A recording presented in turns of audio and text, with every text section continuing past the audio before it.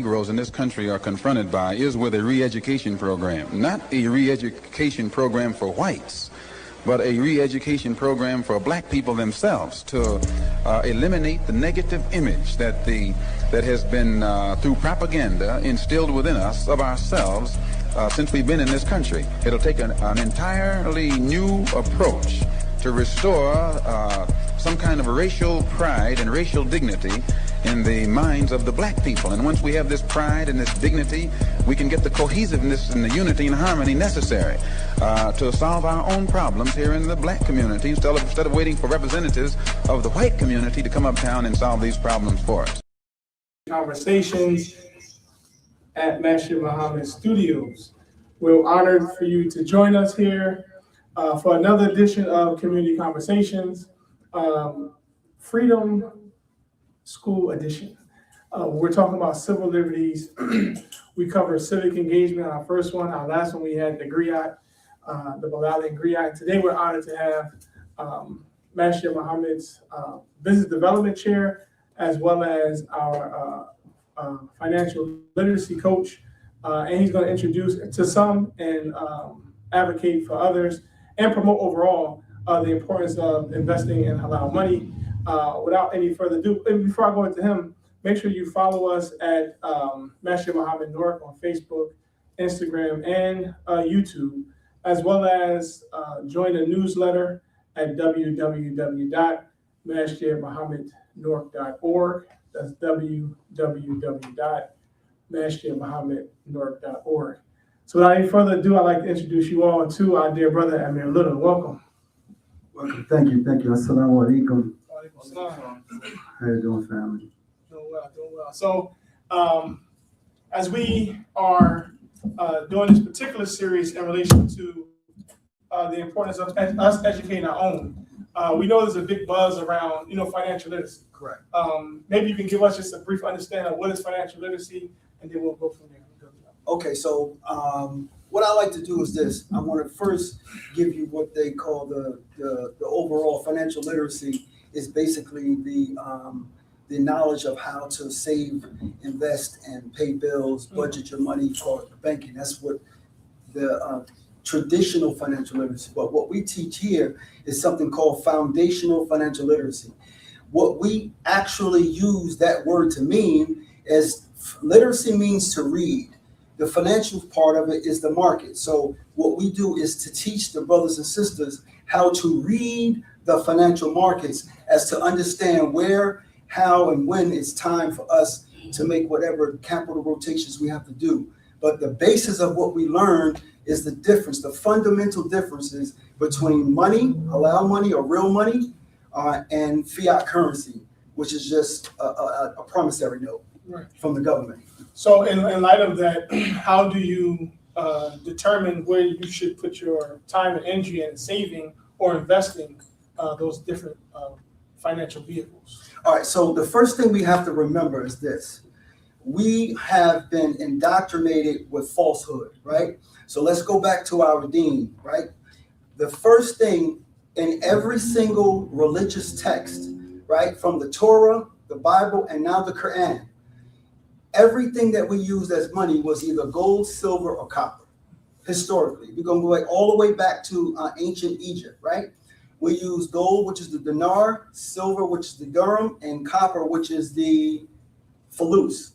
Now, that's real money. If we take the principles that this Western society has taught us into saving a certain percentage of our money, we should be saving a certain percentage of our money, our income, in halal money. Why? Because halal money never loses its value, never being the emphasis, because it is synonymous with being what they call deflationary. Everything that you measure, your food, clothing, shelter, and energy, when you measure it in dollars, which is this stuff, this paper stuff, it is going to get expensive because of inflation. But when you measure it in halal money, which is gold, silver, or copper, it's deflationary. It would actually cost less as time goes on.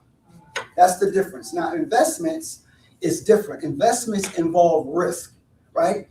The difference between saving gold and silver And any type of investment is a disease called risk.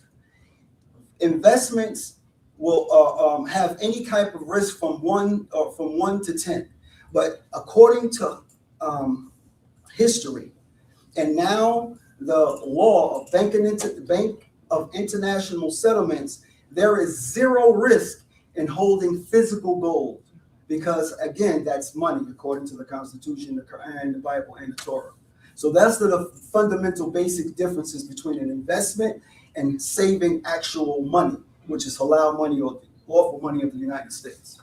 And so in light of that, as a community that has a demand for products and services, we use the traditional dollar, and now it's digital. Right. Can you speak to the digital component of funding? Right. So to get to the history and then go to the digital, we have to understand what makes these dollars valuable in the first place. So I'm going to read this. This right here and this right here are two different things. This is a promissory note from the Federal Reserve. This is a silver certificate, right? So I'm going to read this to show you the fundamental differences, right? This says, this certifies that there is on deposit in the Treasury of the United States of America $1 in silver payable to the bearer on demand. So the way the United States was set up and every other country on earth is when you bought this silver certificate to the bank, they would give you your dirham, which is your money. This was the money. This was a receipt for money. So what happened was in 1964, our president at that time had put this circulation in these units. And in 65, they changed it to this fake promissory note called the US dollar by the Federal Reserve. That's number one. Number two, the reason why gold and silver has value is because they are a finite amount of gold and silver. Allah put basic, or should I say very specific principles in gold and silver that humanity has found value in. And because of that, it will always have value. But the differences between that paper is it's unlimited. They just print paper on a copy machine, right? From the Federal Reserve to the US Treasury. Those things don't have no real value because there's nothing backing it anymore. Now, we are in the new digital age right now. So the world is categorically denying the use of the dollar because it has no value because they're printing too much. So what they've done was created after the 2008 crash, we created a digital currency. So Bitcoin mimics the values of gold and silver. It's limited supply on 21 million, right? Anybody, just like gold and silver, it's a sovereign, neutral sovereign asset. Anybody can own gold and silver, and it has universal value, right? Same thing with Bitcoin. It has universal value based on one's understanding of the finite amount, the use of it, the security of it, and the value of it. So those are the same things. So the digital Bitcoin, what's the difference between Bitcoin and crypto? Well, Bitcoin is a crypto, right? That's just like currency. US dollar is a currency.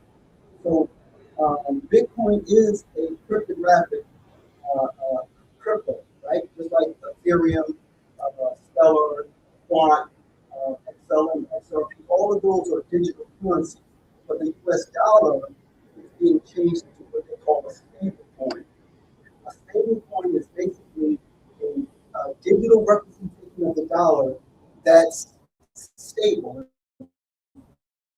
to the US dollar. The problem is it is still subject to inflation. If a mint or US dollar stable coin is still going to bring the value of that dollar down. That will not happen according to the last 15 years of history. Bitcoin started off with a fractional million in 2009, right? But today we call $65,000 for that same Bitcoin. So where should we go from here? Like the current conditions, the environment that we're in, economic experiment, and how should a common person get involved in terms of funding or financing and investment? So, unfortunately, our institutions are not properly educated to teach what I'm talking about. Most scores. We teach you about credit scores, bank loans, interest rates. That's the tall and short of it all. And then only that. That's it, right? But financial literacy, technically or based on the word, is understanding how to read the markets. And there's a season for every type of investment. Right now, we're going through a 100-year cycle that we come back to our money. Because the 71 years. So we should be saving the things that are deflationary, meaning that it will never lose its value over a long period. It holds its value over a long period.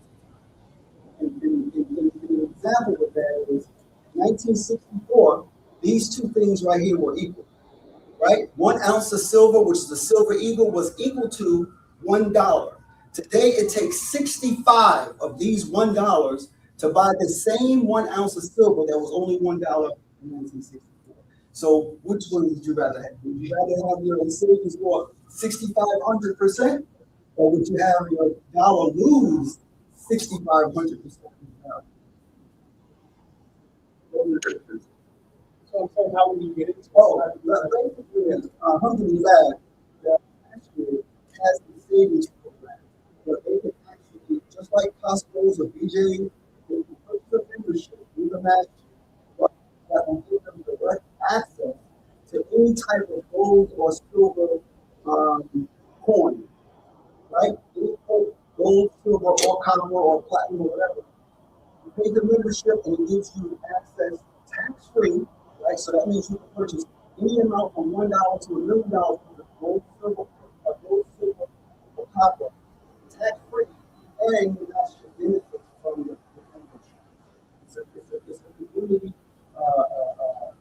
group economic system. We don't live with the gold and silver, but everything is fine. We'll take a quick pause for the calls. Again, you've been watching Community Conversation at National Studios.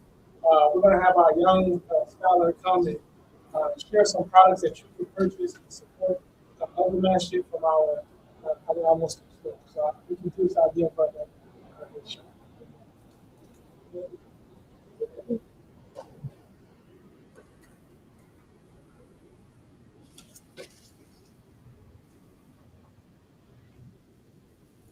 As we come down again, you can sign up to our newsletter at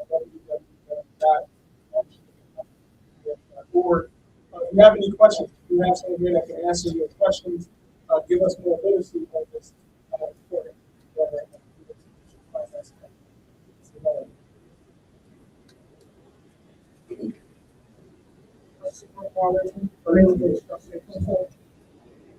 So today, the two detergent Halal made by us, our property, in every United States or in fabric, and we, of course, our promise and we paid 100 people, which is 1220 days. This is our personal notebook. Personal notebook for like all your parents and grandparents and loved ones, rather than all of us have our time here and like class and so we have important information that kind of accessible to our work. So that's what that book is to tell. It's fundraising for the Masjid, it's $10. There's just Amir, she created this document and she's giving the proceeds to the Masjid. So we want them to buy it on our website or on Also, the tree detergent is $15. The personal book is 10. And we got this Muslim Journal pocket calendar. It has like you can put events in there, like notes to boost your energy, to give you like you got this, like just good stuff like that. This is $5. So we got this e called this is an DVD actually called Changing Others. It's good. That's $20. We got our own flag, the Muslim flag here. $15. We also got some rules. One you can put in the Muslim town, as well as we have the magnet picture. So, we can put on the refrigerator. This is what we call the liquid. One you can put on one. This one you can put on the refrigerator. And this one you can put on like two. And that's $7. $5. Last but not least, can't forget it, the Muslim Journal. $3. Donate. You could buy one that the Muslim Muhammad. Sometimes I raise the leaders as case that's the first article. Leaders as change makers. You buy one, $3, smash it up in the word, turn it back to the host of this podcast. That's all. Thank God here for the strong opportunity to not just spend my money, but also support our community.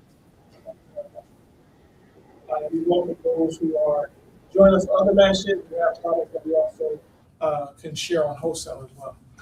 So I'd like for you to give us a taste of your class, maybe a lesson or two to invite people. You do it every Saturday here at the Masjid after the door from 1:30 to 3. Right. So talk a little bit about that. Okay, so I'm going to give you some basic information. So a lot of people really don't know that every single developed nation on earth has two forms of currency. One is paper, right, and one is gold, silver, gold, and every single nation. This is a Mexican dollar. That's silver. This is developed with United States silver, $1 US dollar. This is the Tanzanian dollar, but this dollar, this over here is this is South Africa. This is a Cougaran, right? And then last but not least, this is a Canadian £5, and they have a Canadian silver, Canadian maple leaf, which is pure silver. Every nation on earth, every developed nation, have both currencies. Why did they only teach us about the paper? Right? Because they want you to keep your money where? In a bank. Well, if we save halal money, right, then the value of our currency would never go down. It would actually have more purchasing power as we go up. That's number one. Let's go deal with the purchasing power. Go to the board. Let's go to the board, family, and do some math, right? So in 1964, or should I say 71, one loaf of bread was 25 cents, right? In 1971, right? $1 could buy 4 loaves of bread. Let's do some math now. 1 gram of gold was equal to $1.25 in 1971, right? 1 gram of gold could buy 5 loaves of bread in 1971, right? I want y'all to really conceive and understand what I'm saying to you. So let's look at 2026. Today, $1 cannot buy even 1 loaf of bread, right? Because the loaf of bread, the average price in the United States is $3. We're not talking about if you do Hawaiian bread or potato bread, that's $5, right? Yeah. But the average price of 1 loaf of bread is $3. So $1 could no longer buy 4 loaves of bread at 25 cents.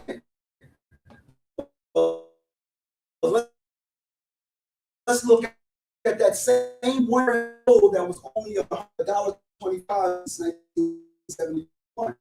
1 gold, $3, right? And today, is now $160, where it was only $1.25 in 1971.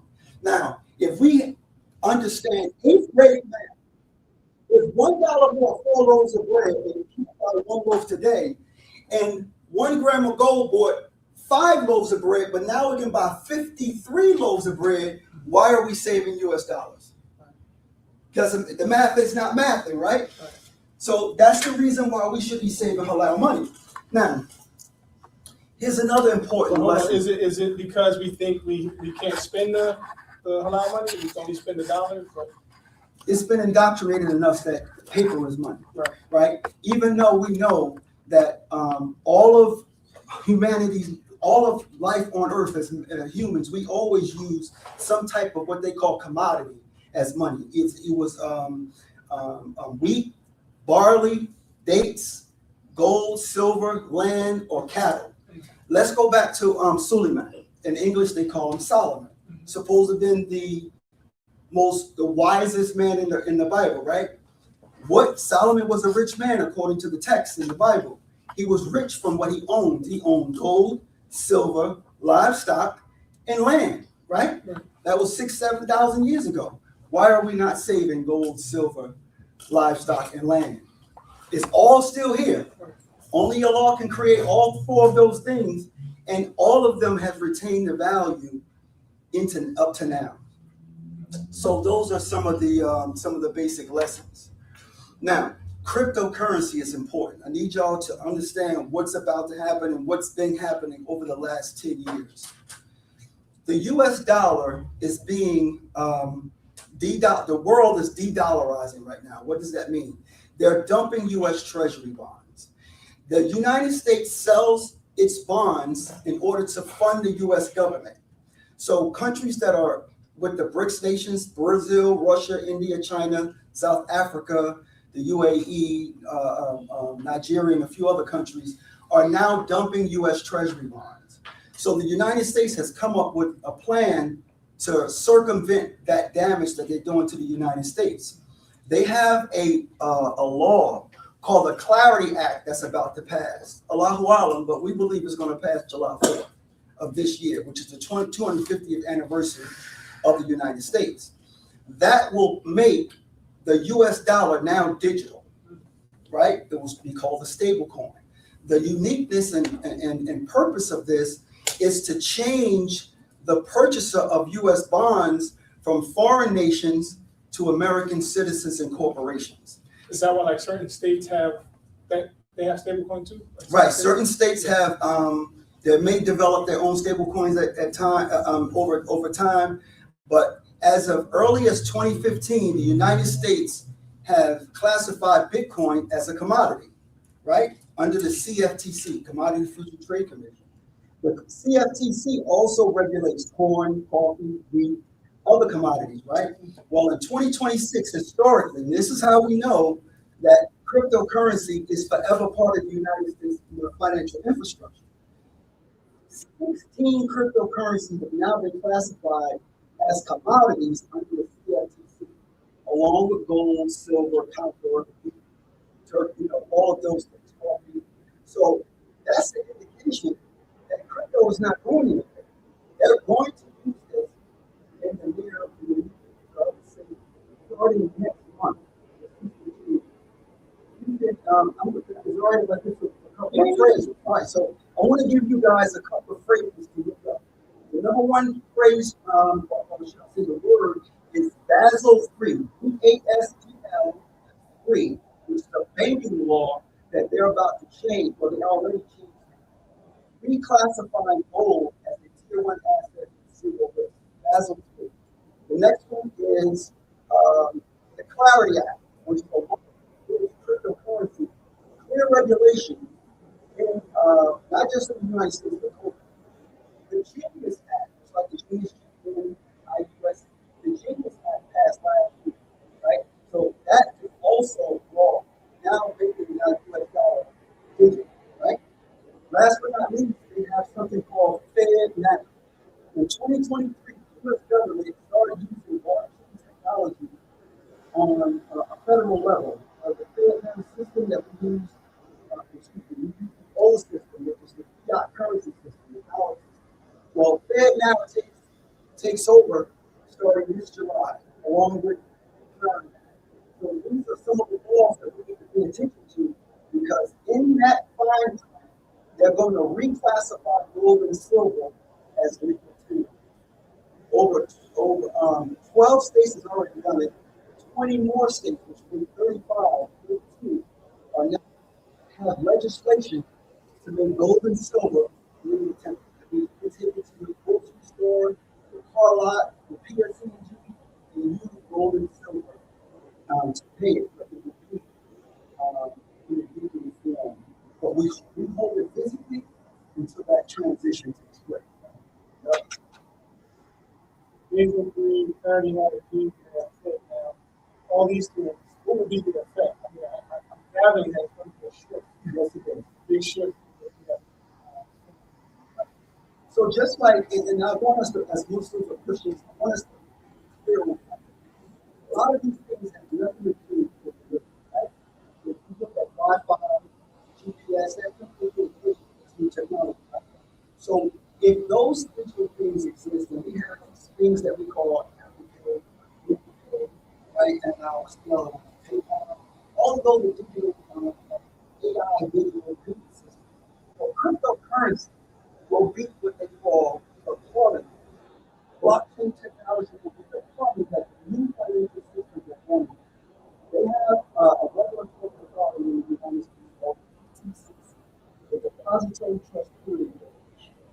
They move approximately $14 trillion a day, every 24 hours, trillion. They're going to now use cryptocurrency and blockchain technology to move the value of all of those things. So what does that mean to us? That means that the US dollar will continue to do what? Grow in value. The new tokens that are connected to the networks that the DTC will use, that banks will start to use, private corporations like Walmart, Amazon, all of them will create the currency. On the other side of that stable coin is the crypto that they will use as a store of value, along with, of course, the precious metals. One of the things I really need to drive home is this. There are over, as of 2026, there are 90 different uses for silver alone in the world, not just in the United States, it's on global. They use it for things that we already know about: electric cars, batteries, solar panels, satellites, microchips, right? It's not only just money, as silver or silverware. The medical industry, they use silver in it. Filtered water, every single country, every single state in the United States having an silver mechanism for water. People know that, right? The last but not least, they use silver in every single ICBM. All of those drones, they can't create none of that technology. AI data centers without Bruce, which is copper, and the one which is silver, which is the reason why we should silver. The value of silver is about to grow, it's about to skyrocket because of those conditions.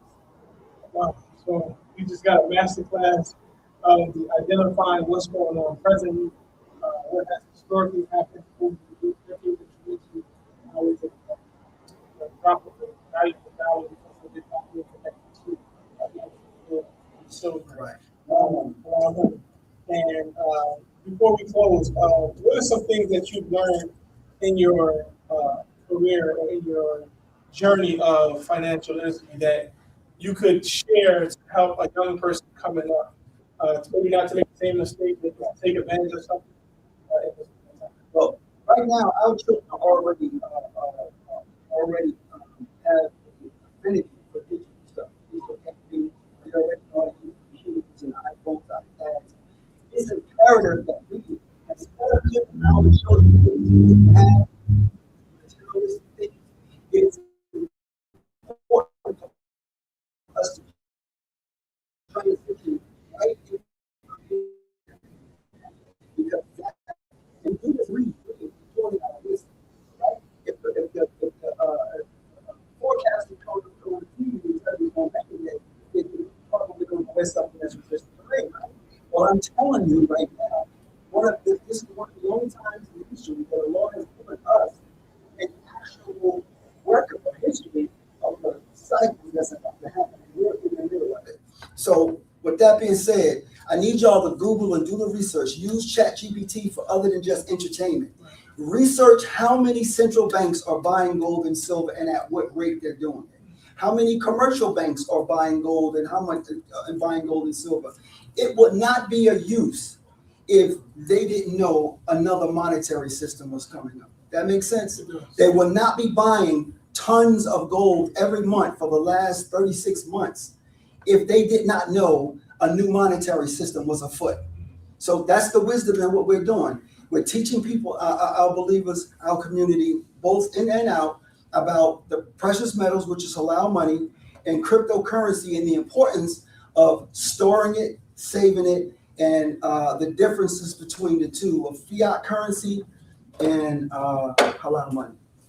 There you have it. His classes are here every Saturday, 1:30 to 3. Make sure you come stop by. We're also looking to go digital with your classes. Yes, sir. Setting up his online classes for those who are not in the area. But if you are here locally, welcome here to get the education. One of the things that we just shared made me think of is actually a hadith that reported of Prophet. He said, at the end of time, you will see the children of slaves competing for tall buildings. And so when you said about all these boats are doing things with gold, and now you're saying we can do the same thing. Yes. It's like also in that race. Yes, we are. Before we go, I want to read this. This is a 1921 silver order. If you start purchasing, if you start teaching this ministry, it's still about $200 a month. As of today, it still is about $60 a month. That's 300% in 2 years that silver has gone up. Now, how many people can honestly say savings 300% in 2 years? Now, right? It may not ever go up 200% in your lifetime if you put money in the bank. So this is a form of sadaqah for the Masjid. Okay. Yes, sir. So you saw it here live. We got some silver, y'all. We invite you to join the class. We also invite you to join in the link so that you also can start transitioning the dollars into halal money for the value of it, as well as investing in the next generation. We're looking to continue to alleviate the debt on our property as well as build models with communities. So we have to, as we used to say back then, we right down to the bottom. So we thank our dear brother Amir for sharing his wisdom with us, free of charge, by the way. But as his story is a dynamic story, I really appreciate you and the work that you've been doing here, inspiring us to do more and to be great. So we thank you for tuning in. Until next time, peace. Assalamu alaikum.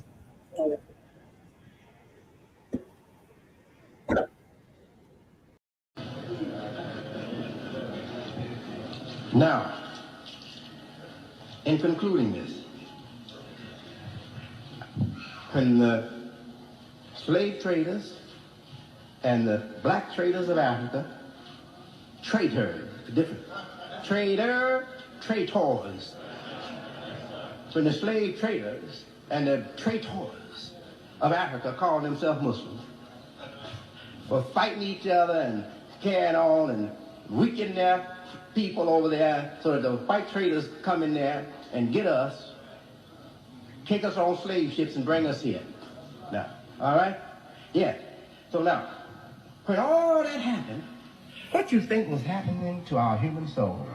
Let me tell you, God has given me an eye to see into the very abstract form of the human being by my study of the Quran. Yes. Now, I'm going to tell you what was happening. I know, as if I was there. The soul of those victims had given up on this world. They knew they were going to their death.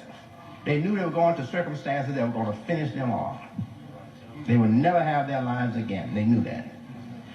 But in their soul, they were saying, our children will one day be free again, and they will serve God. We have failed, but our children will one day serve God.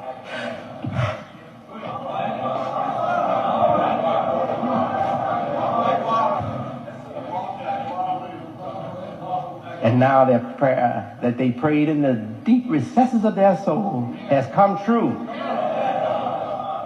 And not only of the descendants of the black people of Africa, from Islam, coming to Islam, taking up the divine cause, but those who never were Muslims, their children from Christianity, their children from Judaism, their children from paganism, are embracing Islam in America. And we are going to build New Africa. New Africa, right here in the United States. Allahu Akbar.